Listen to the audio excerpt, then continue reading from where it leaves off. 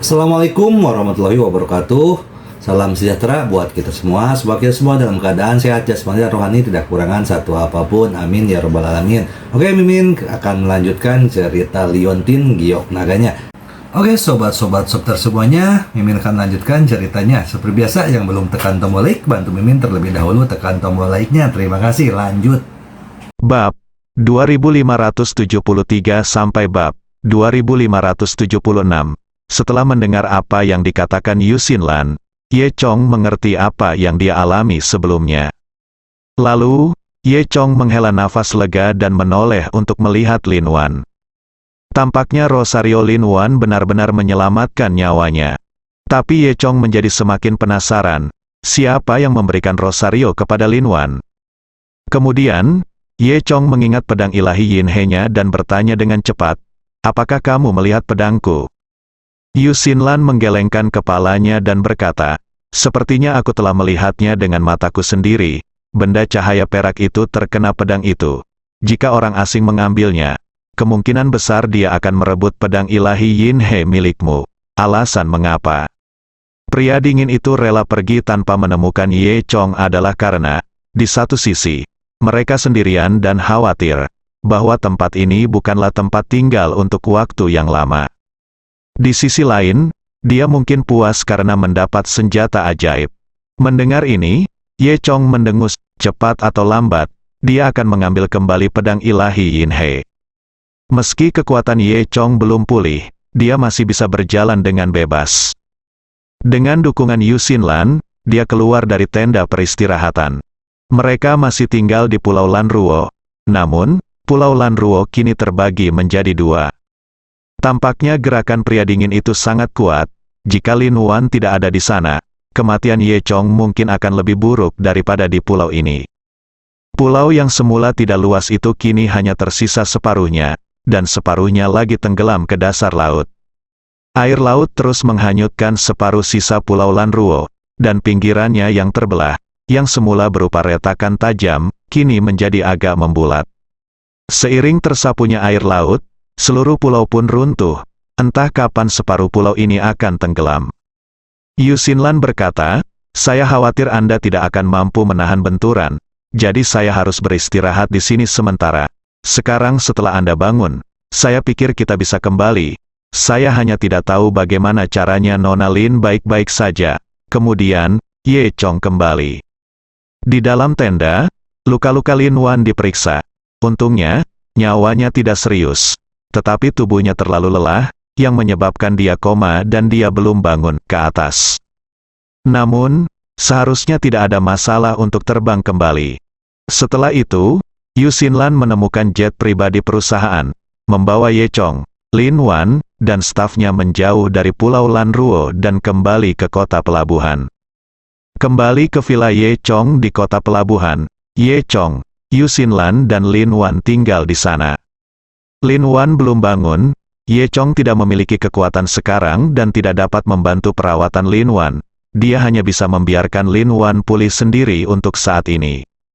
Saat Yu Xinlan sedang menyiapkan makan malam untuk Ye Chong menyalakan TV. Saat ini, TV dibanjiri dengan berita tentang gempa bumi di Pulau Lanruo dan separuhnya tenggelam ke dasar laut. Itu mirip dengan berita yang Ye Chong lihat di lingkungan aneh itu. Ye Chong bahkan lebih terkejut.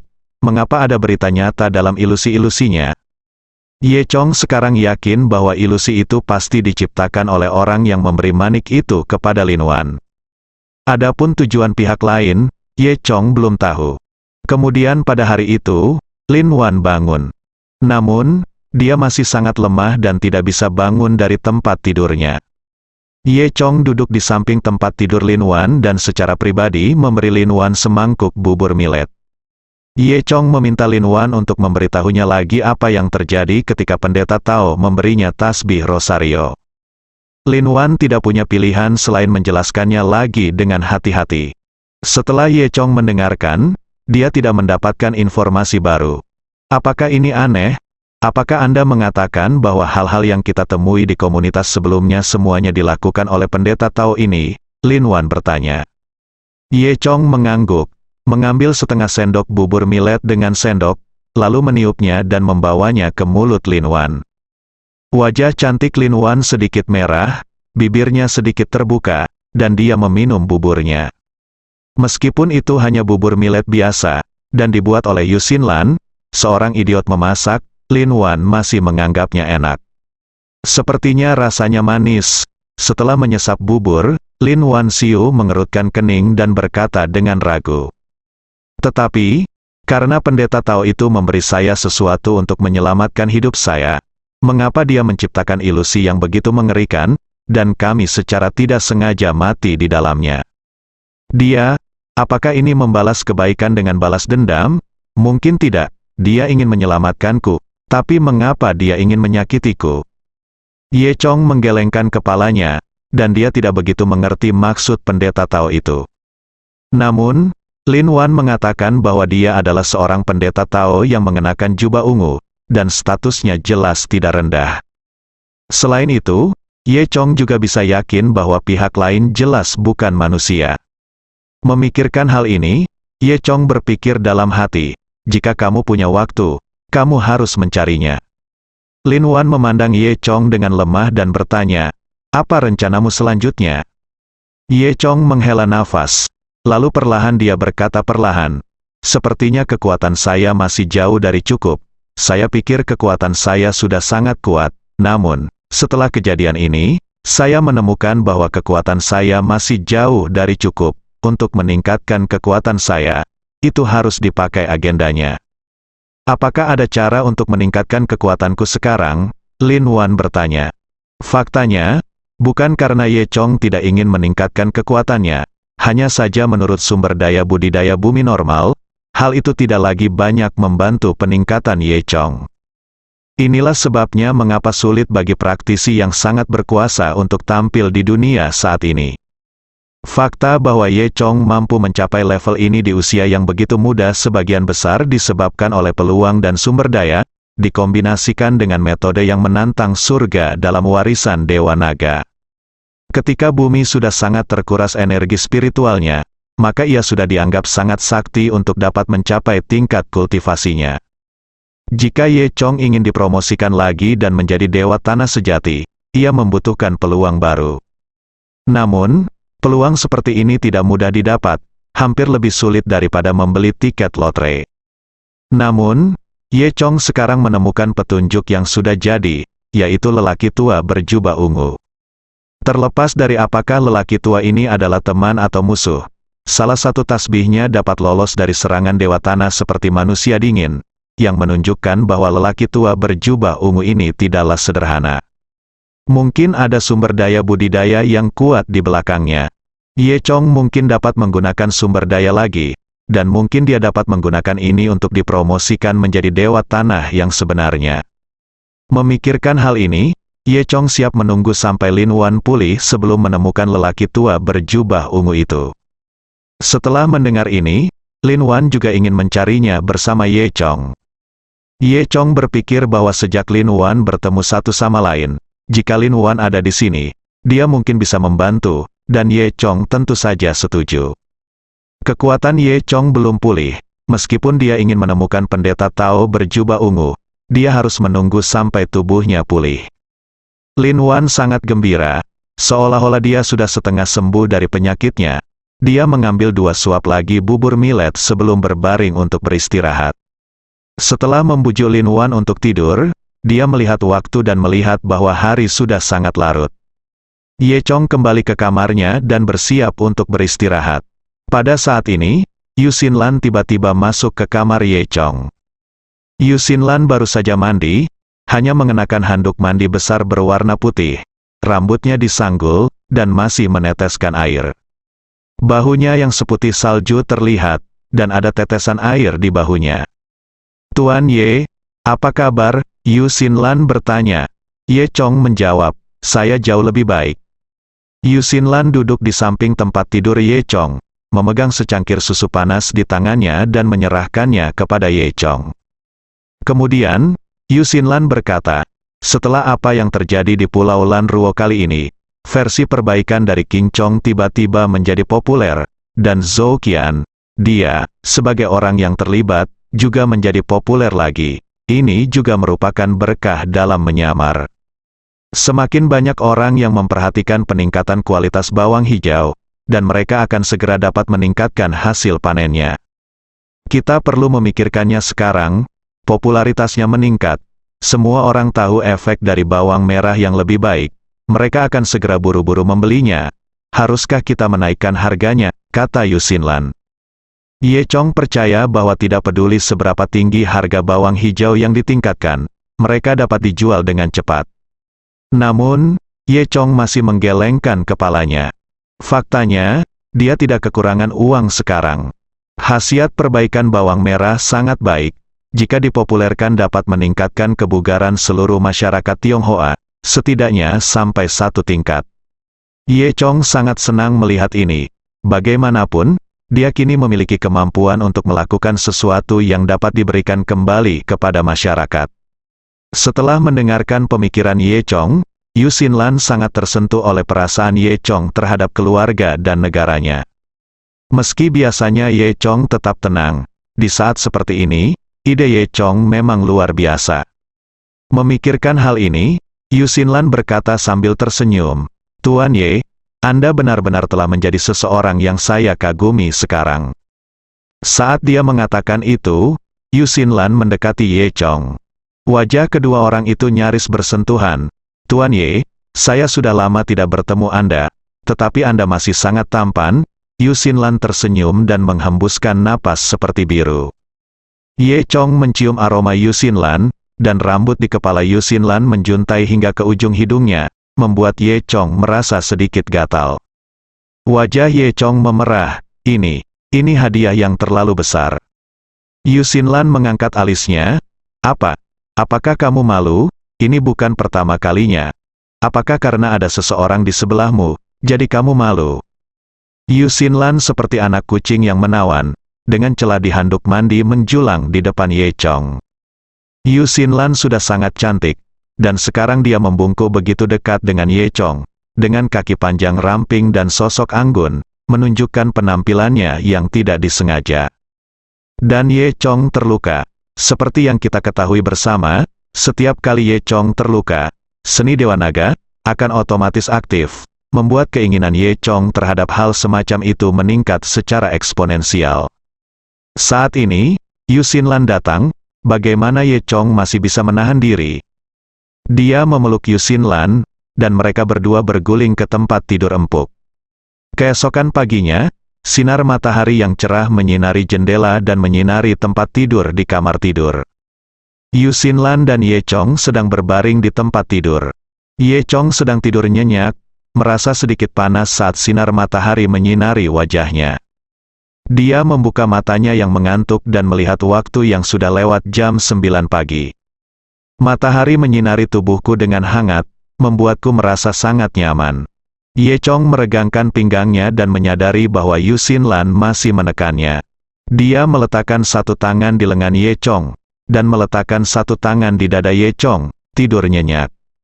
Yu Xinlan memejamkan mata, bulu matanya sangat panjang, dan dari jarak sedekat itu, dia bahkan bisa melihat kulit halus di tubuh Yu Xinlan. Yu Xinlan berusia sekitar 30 tahun. Jika dihitung, Yu Xinlan seharusnya lebih tua dari Ye Chong, dan dia memancarkan aroma wanita dewasa. Bahkan tidur pun penuh pesona. Ye Chong bergerak sedikit, yang membangunkan Yu Xinlan. Yu Xinlan membuka matanya dan mendapati Ye Chong menatapnya dengan penuh semangat. Dia terkekeh dan berkata, "Tuan, saya bilang kamu terlalu kuat, mengapa kamu tidak membuat cukup banyak masalah tadi malam?" Ye Chong tersipu, menyentuh hidungnya, dan melihat kekacauan di sekitarnya. Pakaian mereka berserakan di samping tempat tidur. Benar saja, warisan Dewa Naga Ye Chong tidak dijamin. Setelah semalaman melempar, semua luka di tubuhnya sembuh. Selain itu, Ye Chong jelas merasakan bahwa kekuatannya menjadi lebih halus. Tidak hanya Ye Chong, Yu Xinlan juga mendapat manfaat lebih. Yu Xinlan menyadari bahwa dia tiba-tiba menembus suatu level dan sekarang menjadi Grandmaster Tianji Puncak. Jika Anda berlatih dengan serius, Anda mungkin dapat mencapai tingkat keabadian duniawi setengah langkah. Jika memungkinkan, dia bahkan ingin istirahat ganda dengan Ye Chong setiap hari. Kemudian, Yu Xinlan tersenyum sedikit dan berkata, "Tuan, istirahat sebentar, saya akan menyiapkan sarapan." Setelah mengatakan itu, Yu Xinlan keluar dari selimut dengan lancar, dan dia berdiri seperti itu tanpa mengenakan pakaian apapun, di depan Ye Chong. Ye Chong menyentuh hidungnya dan berkata, "Jangan panggil aku Tuan, panggil saja aku Ye Chong." Yu Xinlan tersenyum menggoda, "Bagaimana ini bisa terjadi? Kamu adalah tuanku. Ketika ada seseorang di sekitar, aku memanggilmu Tuan. Kamu, tidak, kamu adalah master ketika kamu masih manusia, hehe." Dia berkata sambil menatap Ye Chong dengan pandangan menggoda. Ye Chong tersenyum pahit dan berkata pada dirinya sendiri, Yu Xinlan ini terlalu menawan. Setelah itu, Yu Xinlan mengenakan handuk mandinya dan keluar untuk menyiapkan sarapan. Setelah Ye Chong berpakaian, dia datang untuk melihat kondisi Lin Wan, Yi Kuyu. Lin Wan juga terjaga, berbaring di tempat tidur dan bermain dengan ponselnya. "Bagaimana, Lin Wan?" Ye Chong memandang Lin Wan dan menemukan bahwa cedera Lin Wan jauh lebih baik, tetapi tubuhnya masih sangat lemah. "Ye Chong, kenapa kamu terlihat begitu baik hari ini? Kamu sama sekali tidak terlihat seperti pasien," tanya Lin Wan. Ye Chong tersenyum dan berkata, "Aku sudah sembuh." Pada saat ini, Yu Xinlan juga masuk dengan semangkuk bubur. Lin Wan bertanya dengan rasa ingin tahu, "Ye Chong, kamu terluka parah kemarin? Kenapa kamu bisa sembuh dalam semalam?" Ye Chong tersipu lagi dan tidak tahu harus menjawab apa. Pada saat ini, Yu Xinlan di sebelahnya tersenyum, "Hehe, Tuan Ye, dia memiliki metode uniknya sendiri."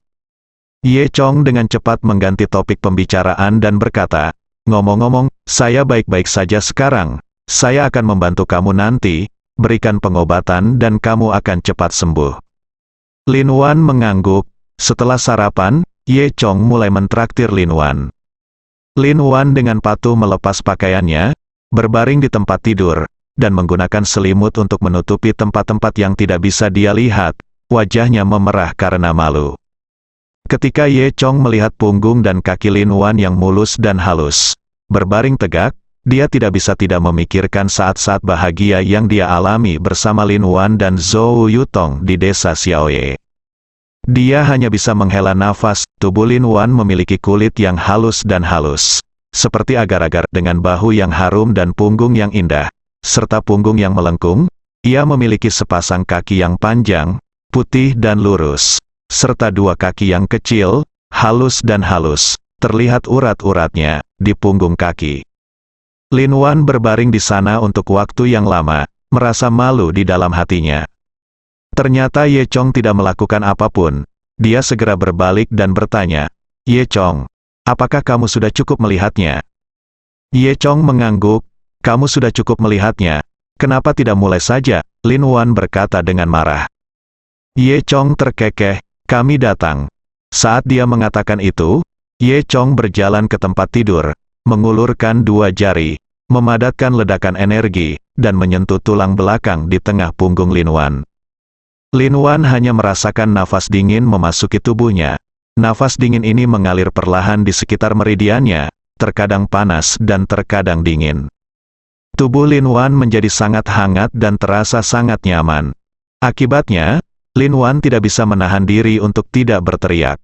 Yu Xinlan masih mendengarkan di luar pintu dan tidak bisa menahan menggelengkan kepalanya dan berkata pada dirinya sendiri, "Tuan Ye ini memang dalam keadaan sehat." Yu Xinlan sedikit kecewa, tetapi kemudian dia memikirkan identitasnya, merupakan suatu kehormatan untuk disukai oleh beberapa Tuan Ye. Masih ingin memiliki Ye Chong, Yu Xinlan tersenyum pahit, berpikir bahwa dia benar-benar angan-angan. Ye Chong menggunakan tangannya yang hangat untuk memijat tubuh Lin Wan dari atas ke bawah.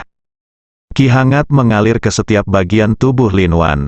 Setelah 1 jam, Ye Chong mengumpulkan energinya dan berkata, "Oke, perawatan hari ini sudah selesai." Lin Wan merasa sangat nyaman dan tubuhnya menjadi lebih baik. Kemudian, Lin Wan teringat sesuatu. Dia bertanya dengan rasa ingin tahu, "Anda tidak memberi saya akupuntur?" Ye Chong berkata, ya, perawatan yang saya sebutkan tidak memerlukan akupuntur. Apa, tidak ada akupuntur? Jenis apa pakaian yang kamu ingin aku lepas? Lin Wan tercengang. Ye Chong mengangkat bahu dan berkata, aku tidak memintamu melepas pakaianmu, kamu melepasnya sendiri. Mendengar ini, Lin Wan mengertakkan gigi karena marah dan berkata, Ye Chong, kamu bajingan, jangan biarkan aku beritahu Zhou Yutong, biarkan dia mencekikmu sampai mati. Setelah Ye Chong selesai berbicara, dia segera berlari keluar sebelum Lin Wan meledak. Dia menyenandungkan sebuah lagu dengan bangga dan berjalan ke sofa untuk menonton TV. Meskipun Ye Chong merawat Lin Wan, masih butuh 10,5 hari agar Lin Wan pulih sepenuhnya. Ye Chong pergi mencari lelaki tua berjubah ungu itu, tapi dia tidak begitu cemas. Dia hanya menetap dan bersiap untuk beristirahat di sini selama beberapa hari. Tanpa diduga, keesokan harinya, orang-orang dari saluran pertama datang dan menemukan Ye Chong. Orang yang mencari Ye Chong tidak lain adalah Lin Long dari bagian pertama, Lin Long yang asli. Lin Long membawa banyak obat ajaib. Tuan Ye, apa kabar? Lin Long bertanya dengan prihatin. Ye Chong mengangkat bahu dan berkata, jangan khawatir, tidak apa-apa. Lin Long berkata, Tuan Ye, tolong jangan khawatir, orang-orang dari tahta suci timur tidak akan mengganggumu lagi. Ye Chong bertanya dengan rasa ingin tahu, apakah kamu menyingkirkan mereka semua? Lin Long menggelengkan kepalanya dan berkata, haha, kamu juga tahu bahwa sulit bagi kami untuk muncul, tetapi mereka tidak perlu merepotkanmu lagi, oh. Ye Chong penasaran, Lin Long berkata dengan bangga, karena kita telah meneliti rahasia Pseudo Grandmaster ini, jika tahta suci ingin mendapatkan kembali Pseudo Grandmaster, kita bisa memberikannya kepadanya. Benarkah, begitu cepat? Tanya Ye Chong. Lin Long mengangguk, ternyata selama periode ini, channel pertama mengerahkan seluruh kekuatan penelitian ilmiah, melakukan investigasi siang dan malam, dan akhirnya menemukan rahasia kristal kekuatan Pseudo Grandmaster. Terlebih lagi, melalui upaya tak henti-hentinya dari sekelompok besar ilmuwan, Channel One telah meningkatkan gennya menjadi sebuah metode yang dapat dengan cepat membuat orang biasa menjadi master, dan tidak memiliki efek samping dari Pseudo Grandmaster. Meskipun Tuan Palsu telah menjadi Tuan, dia tidak lebih dari zombie. Ye Chong tidak bisa tidak mengagumi setelah mendengar ini. Dalam waktu singkat ini, saluran pertama telah membuat terobosan seperti itu. Tampaknya kekuatan yang dapat mereka mobilisasi sebenarnya tidak sederhana. Lin Long tersenyum dan berkata, Tuan Ye, apakah ada orang yang Anda kenal di antara para ilmuwan itu? Benarkah? Ye Chong bertanya. Lin Long mengangguk, ya. Apakah kamu masih ingat Chen Feifei yang kamu lindungi saat itu? Ayahnya adalah seorang ilmuwan. Ye Chong pasti ingat bahwa ketika Ye Chong pergi untuk melindungi Chen Feifei, itu juga karena ayah Chen Feifei adalah seorang ilmuwan dan orang asing ingin melindunginya. Ye Chong hanya melangkah maju untuk melindungi Chen Feifei setelah mengancam ayahnya dengan Chen Feifei. Tanpa diduga, ilmuwan bermarga Chen ini benar-benar seorang ilmuwan tingkat harta nasional, dan bahkan masalah Pseudo Grandmaster ada hubungannya dengan dia. Jadi, tidak ada gunanya tahta suci timur berurusan dengan Anda sekarang, Tuan Ye. Menurut informasi kami yang dapat dipercaya, orang-orang tahta suci telah meninggalkan Tiongkok, kata Lin Long. Ye Chong mengangguk, mendengus dingin, dan berkata, jika mereka tidak datang kepadaku, cepat atau lambat aku akan mendatangi mereka. Lin Long tercengang. Sepertinya Ye Chong tidak bercanda. Meskipun Lin Long tahu bahwa Ye Chong saat ini bukan tandingan orang-orang kuat dari Gereja Suci Timur, dia merasa bahwa tahta suci timur akan berada dalam masalah sekarang. Kemudian, Ye Chong memandang Lin Long dan berkata, Tuan Lin Long, Anda datang ke sini bukan untuk memberitahu saya berita ini, kan? Apakah ada hal lain? Lin Long tersenyum dan berkata, oh, Tuan Ye benar-benar pintar. Saya tidak bisa menyembunyikan apapun dari Tuan Ye. Saya datang ke sini karena saya benar-benar memiliki sesuatu yang ingin saya sampaikan kepada Tuan Ye. Kemudian, Lin Long menjelaskan tujuannya datang. Ternyata First Channel sudah memulai penerapan gelombang pertama hasil penelitian Pseudo Grandmaster tersebut. Rencana bagian pertama adalah untuk mengangkat orang biasa ke tingkat master, dan itu memiliki nama yang disebut rencana tangga. Rencana tangga sudah mulai resmi dilaksanakan. Melalui seleksi, kini telah terbentuk tim yang terdiri dari para pejuang elit yang dipilih dari berbagai tempat. Dengan menggunakan sarana teknis dari rencana tangga, total 100 prajurit elit ini telah dipromosikan menjadi master. Namun, para master ini memiliki kekuatan tetapi tidak memiliki seni bela diri. Pelatihan selanjutnya adalah melakukan pelatihan tim untuk melatih para pendekar tersebut menjadi master.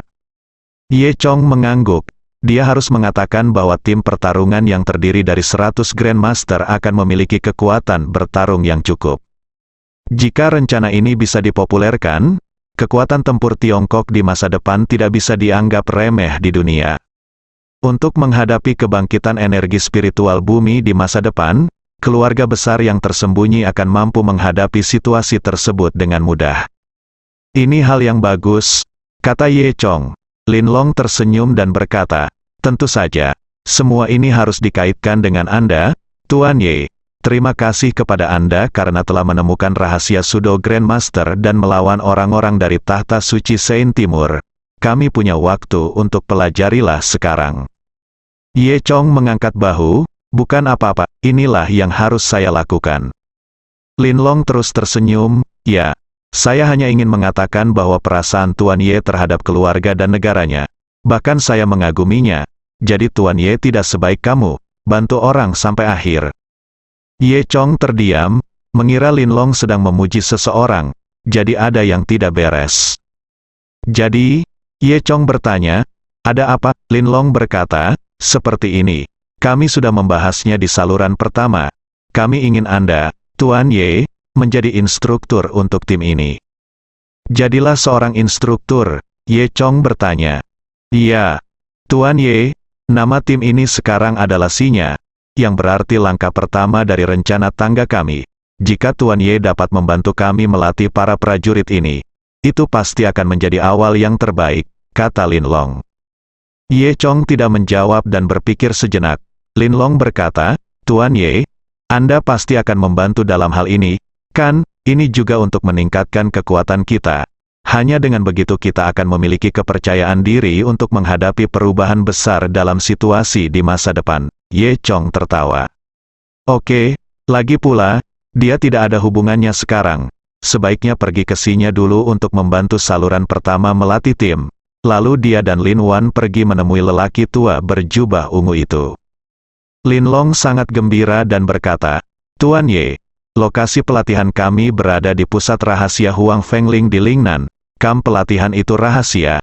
Jadi kami meminta Tuan Ye untuk merahasiakan masalah ini untuk kami. Ye Chong mengangguk dan berkata, tidak masalah, baiklah, Tuan Ye, kami akan mengirimkan pesawat khusus untuk menjemput Anda dalam 2 hari, kata Lin Long.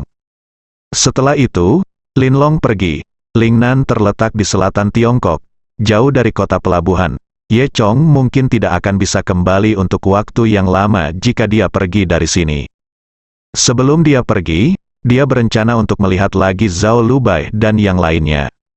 Hari ini, Rabu, matahari bersinar terang.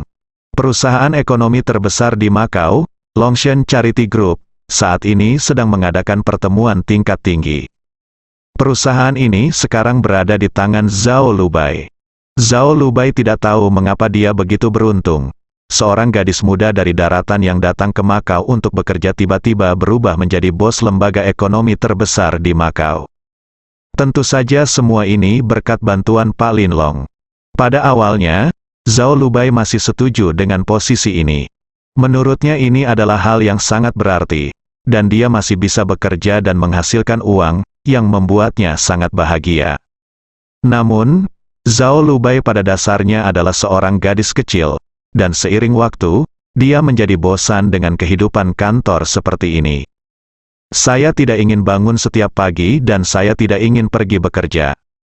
Zhao Lubai tidak ingin menghadiri pertemuan tingkat tinggi perusahaan hari itu. Saat ini, di ruang konferensi di lantai tertinggi perusahaan, Direktur Keuangan sedang melaporkan situasi keuangan kuartal ini dan mendiskusikan serangkaian masalah.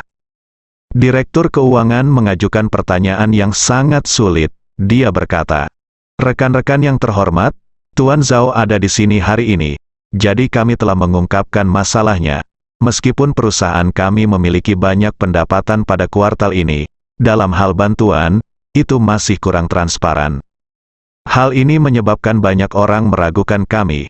Kini semakin banyak suara yang meragukan kami di masyarakat, yang menyebabkan banyak orang kehilangan kepercayaan terhadap kami. Jika ini terus berlanjut dalam waktu lama itu pasti akan kehilangan kepercayaan dari para filantropis dan investor. Jadi kita harus segera menyelesaikan masalah ini. Saya ingin tahu apakah Departemen Hubungan Masyarakat Anda memiliki solusi yang baik sekarang?" Direktur Keuangan menanyakan pertanyaan tersebut kepada penanggung jawab Departemen Hubungan Masyarakat, orang. Penanggung jawab humas adalah seorang pria kurus berkacamata rabun. Dia menaikkan kacamatanya, dan kemudian berbicara panjang lebar tentang rencana kerjanya, membuat semua orang bingung.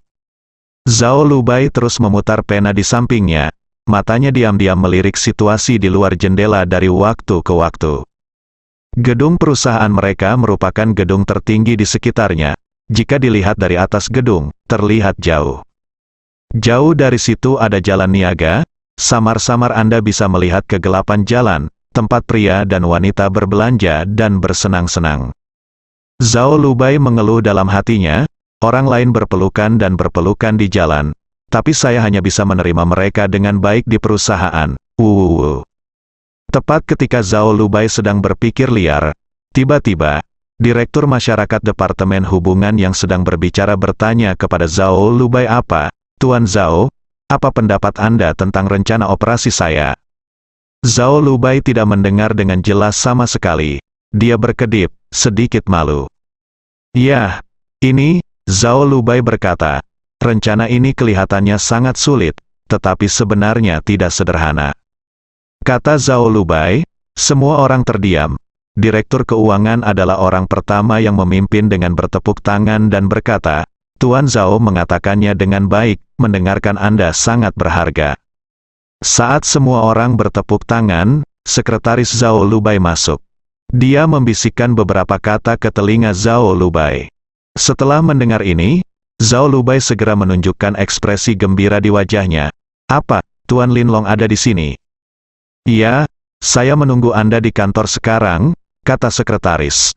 Zhao Lubai dengan cepat berkata kepada yang lain, "Saya memiliki hal-hal penting yang harus dilakukan sekarang.